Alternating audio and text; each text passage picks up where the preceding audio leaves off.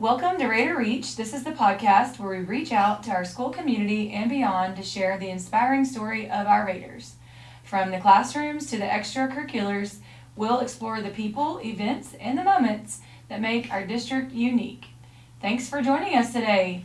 We're going to dive in and tell our Raider story.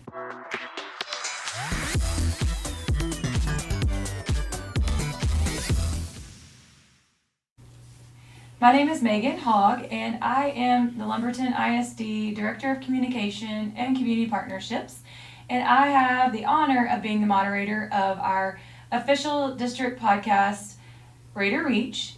In this podcast, we deep dive into teachers' classrooms, programs, just various departments of our districts, and kind of give you an inside look and a perspective from inside out.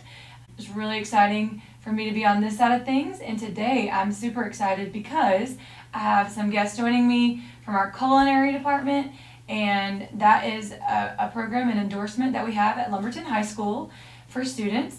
It's a lot different, and we're going to talk about it than what we had growing up, even with home ec and family and consumer sciences, or whatever it used to be called. So I am not the most skilled person in this area, probably, as some might be, but so I'm excited to see what our guests say today about our program and how they're preparing our students to be successful. So I want to introduce to you Miss Colleen Slaydon. Hello, Colleen. Hi, how are you? I'm great. I'm doing really good. And I have Miss Kim McKinstry. Hello, Kim. Hi, how are you? I can call you Kim, right? Yes, Kim. Okay, good. So, Kim, why don't you go ahead and get started and tell us a little bit about your background and kind of what led you to where you are now.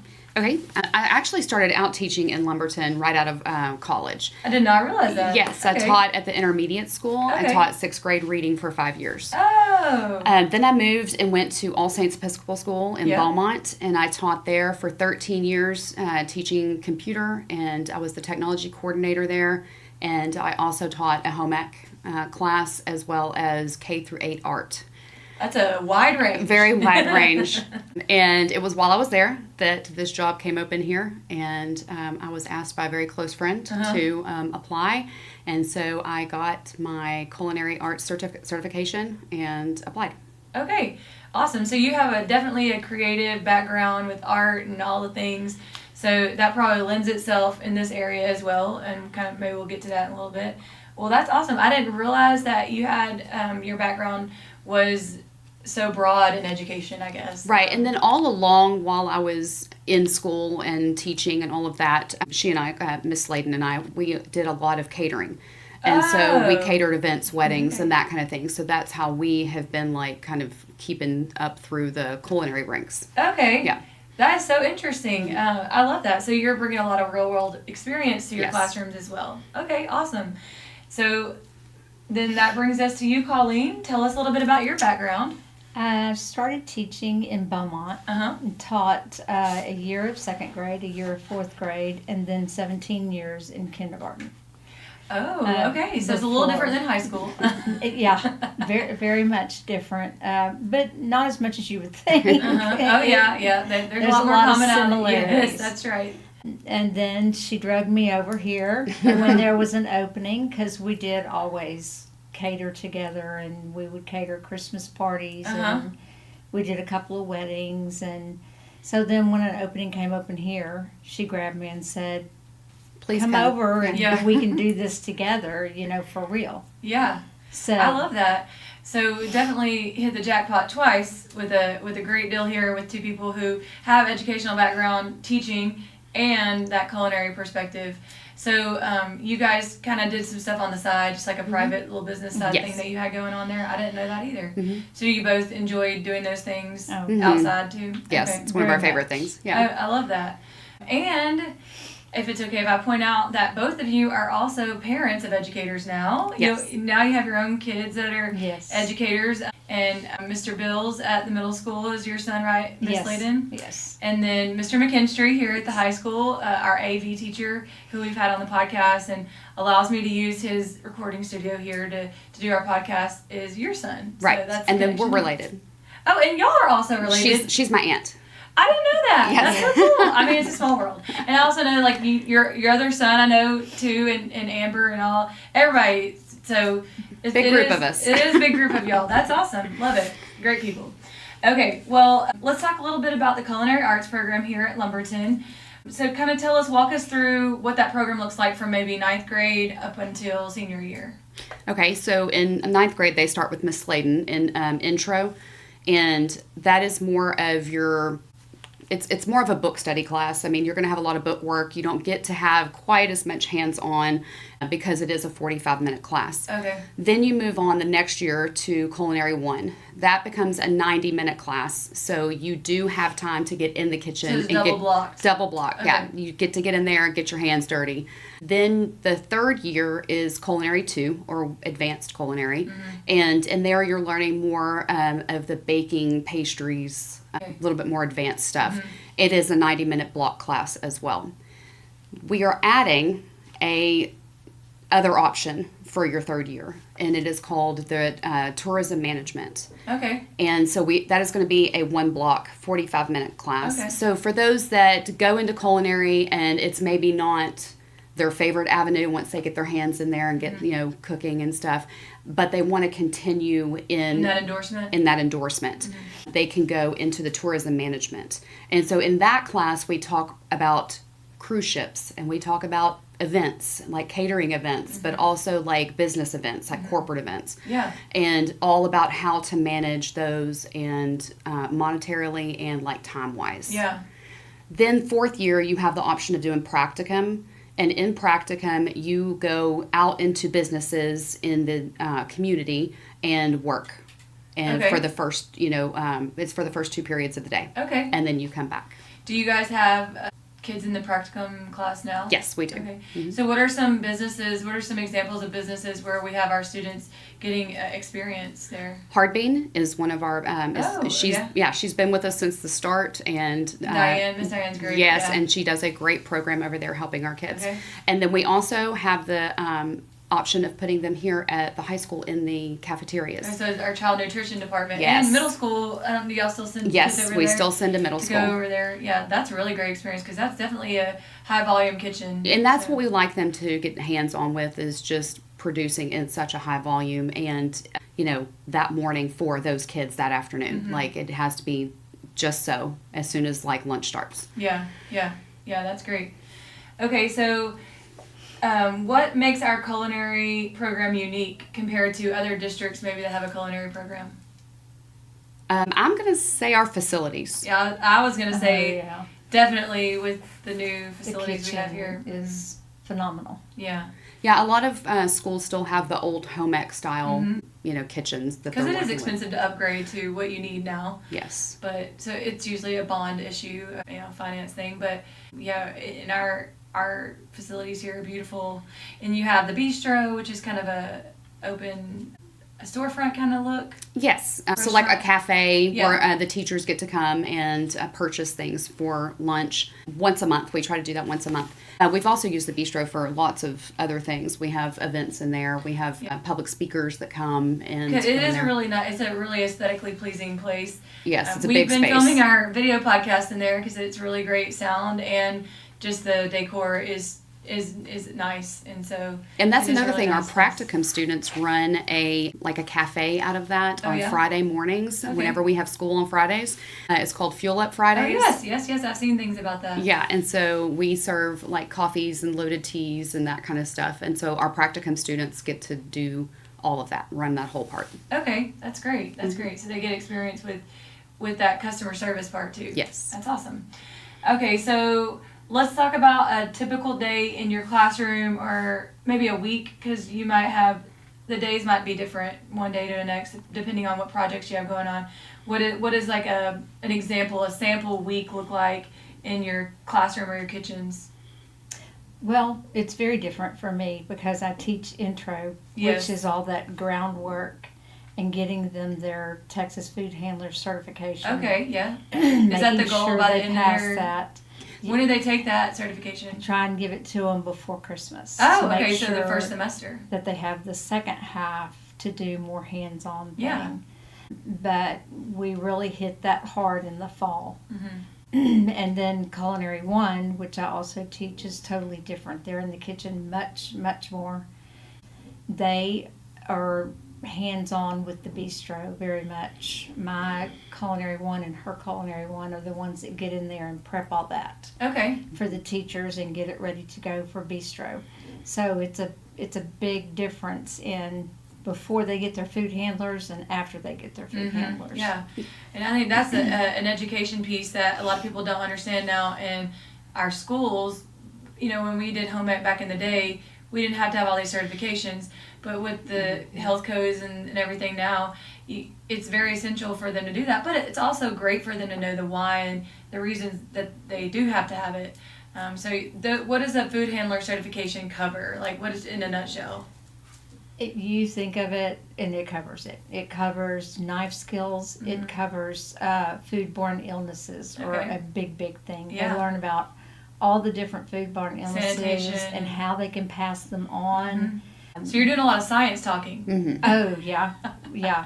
We learn each pathogen and how they're responsible from keeping it from passing from Yeah. them to the food.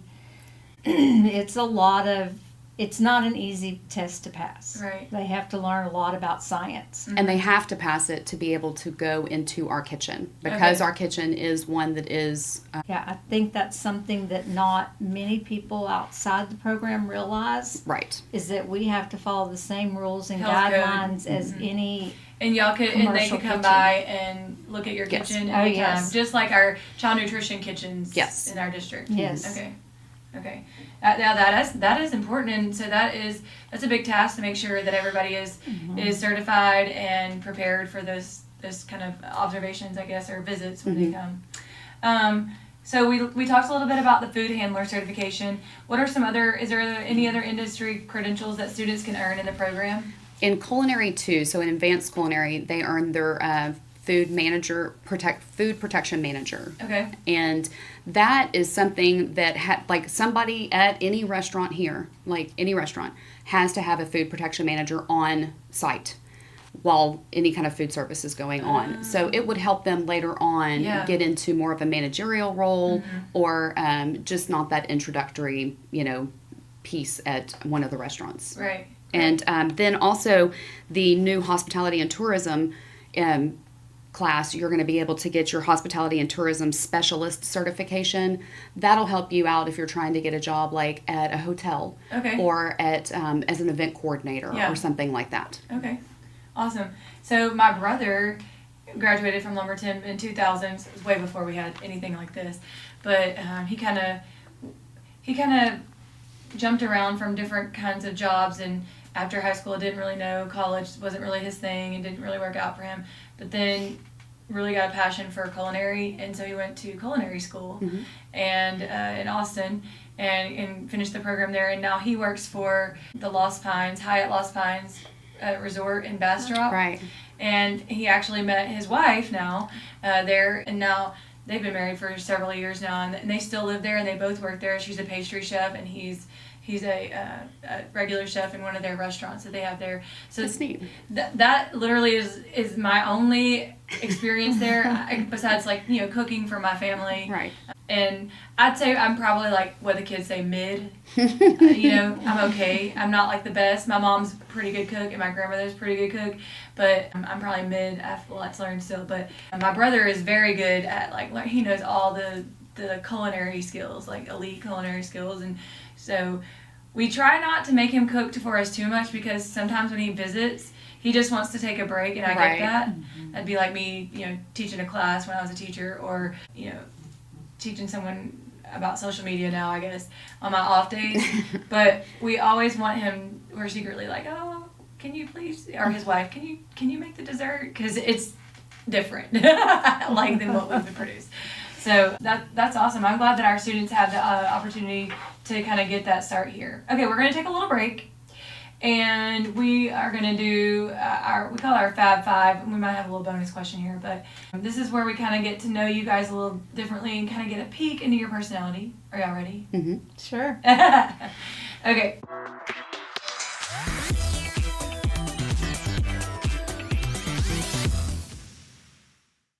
You don't have to be scared. It's going to be fun. All right, so this is one question I always ask our guests. It kind of gives us, like I said, a peek into your personality. What's one random object in your office or kitchen or your classroom that has a story behind it? Maybe this is kind of like your why, or it reminds you of why you do what you do. A random thing. I first was going to say I have a fish named Gordon that all the kids love. Oh, I love it. But that's not my why. Yeah. Well, tell us about the fish though. So Gordon we got him this year, and okay. all the kids love him, and he's very personable. He comes up and talks to them, and they always come by and chat with him. Yeah. But I do have a little glass cloche of animals that have been found around the whole school. So I have a little fuzzy cat, I have a duck, I have just some random things. I have a Jesus. Oh, the little Jesuses? Yes. And I will just be walking around this school and just find these little random things of love and get them. And so I put them all in this little glass cloche. And so the kids always ask what that's about. But well, that just reminds you of all the randomness from a high school. Yes. And all the personalities. Yeah, you'll just be walking by and things. there's a Jesus on the floor. Yeah. Okay. Sometimes at the high school, you just roll with it because you really don't know why, and there's probably really no explanation, but it's part of the random acts of students, I guess. Kind of make it fun. What about you, Colleen? I guess kind of my zen in the classroom is my aquarium. We Oh, both set up aquariums at the same time this last summer. Yeah. But mine is full of shrimp.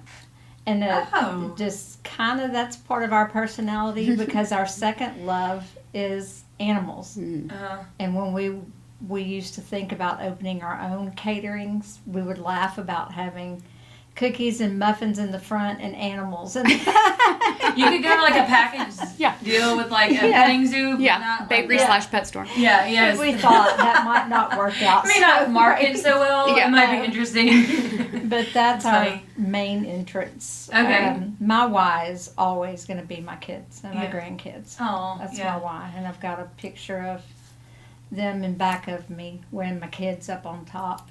That's always my why. Yeah. But there's also this little pink flamingo sitting on my shelf. Oh, yeah? And she's a little zen flamingo, but she's sitting like this. Oh, like she's doing a meditation? And she's got her eyes rolled back, and she's got little babies all over her. So it's kind of like what you do me. during the day. You're trying to be the calm and the crazy. Yeah, that's kind of me. Yeah.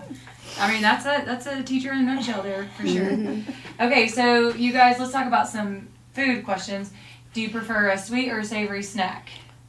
Sweet. Oh, yeah, sweets all the way? Oh, man. Does it just depend on your mood, Colleen? One bite of sweet and one bite of savory. Oh, One bite that's of why I love sweet trail and one mix. bite of savory. Yeah. Because I feel like trail mix is my favorite snack, and I feel like you can get a little bit of each. And that's kind of been a popular thing lately, is like a pretzel mixed with chocolate, you know, or something That's where my people favorite. are marrying the two, you know? Yeah. So, all right, go-to comfort food. I'm either chocolate cake or lasagna. Oh, or both? That would be a Or nice together, meal. be a beautiful meal. Yes. A boiled crab or cheesecake. Oh, love those too. What great. Now I'm getting hungry again. Stay lunch. Okay, so most used spice or ingredient in your kitchens at school, and then what about at home? It's easy. Oh. Well, I would think at school, we're always salt and pepper, like at least like those basics.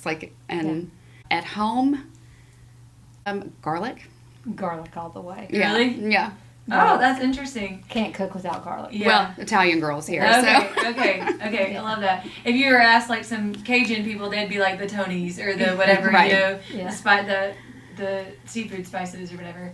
So I love that. Okay, do y'all also buy a lot of sugar and flour when Here? you're doing like baking things? Here we do. Yeah. Yes, we do. We go through a lot of flour. Yeah, that's interesting. I always like knowing those kind of things. I guess it's the math part of my brain, the facts and the figures. All right, so a favorite kitchen tool that you can't live without? Especially here at school, but I use it a lot at home too, but that would be a digital thermometer. Yes, if Yeah. you got a good one, that is really. That's Yeah, it's important. because we preach so much about getting that chicken to 165, Right. you know, and so here we use it a lot. Yes. But I've gotten to where like I do use it a lot at home as well. Yeah. Mine would definitely be the small hand whisk. Oh. This big, and it's so good for making your own homemade dressings at home and gravies and stuff like that. So many different dressings and yeah, I love that. Okay, so what's one food that this is our bonus question, one food that you do not eat? I won't eat capers. Oh, that's interesting. I know, it's her favorite thing, but I will not eat capers. And that's an Italian dish. Yeah, it is, and a lot. Liver. Oh, I can't say that I'm a big fan of liver either. Mine's always green peas. I don't know why. I don't know if it's because there's not a ton of flavor in them, so it's just that consistency, that texture. That pop. Yeah. Yes, I just can't. And my mom will fix a really great chicken pot pie or whatever else, that has it in there. And she's known from when I was younger, I just put them on the side and eat all the good stuff. I don't know. I just don't like them. Can't. And some people just eat them by themselves. And, Yeah, I'm one of those. Yeah. So I'll eat your capers and you can eat my green peas. Okay. All right. Well, let's jump back into these questions to finish out today.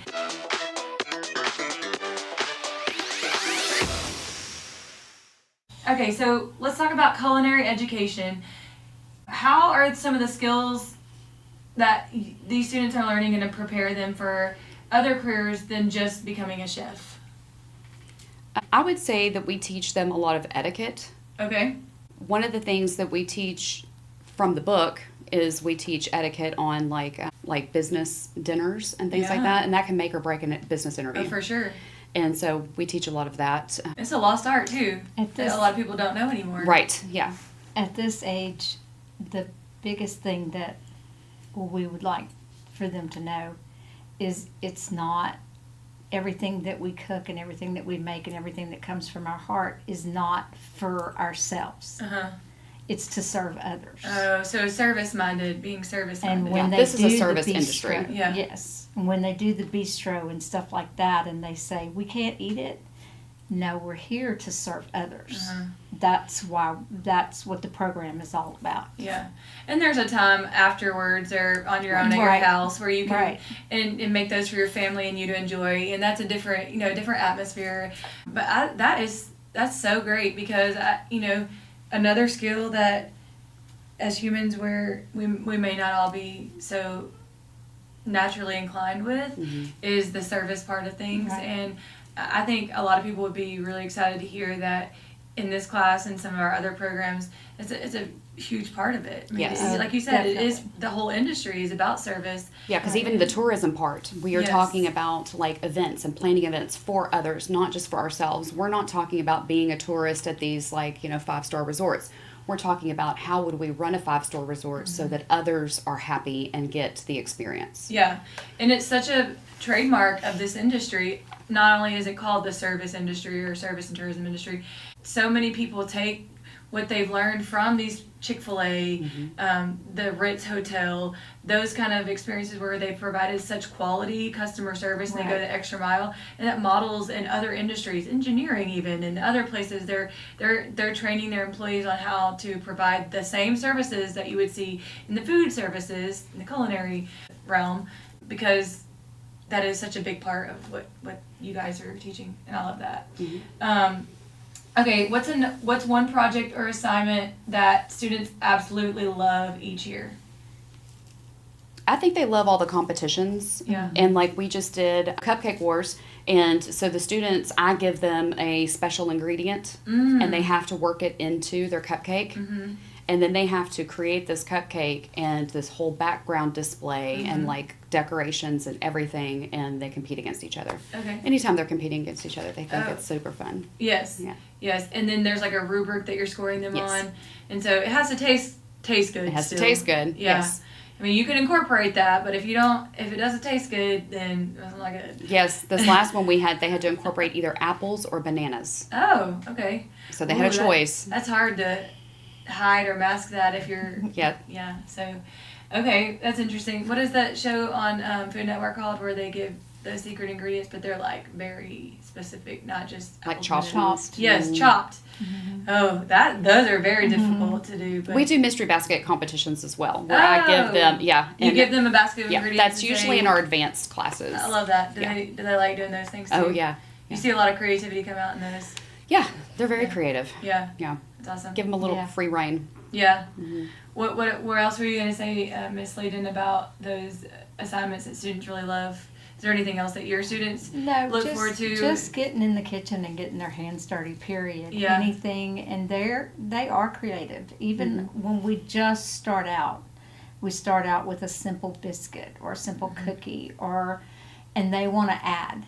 They're always asking, can I add a little bit of cinnamon to this? Or can I add just, a pinch of something? They're thinking of this on their own, like they're relating it to what they've And how they can make it different in theirs. tasted or what Yeah. and how they can make it better from what's going on in their brain as opposed to their taste. And Yeah.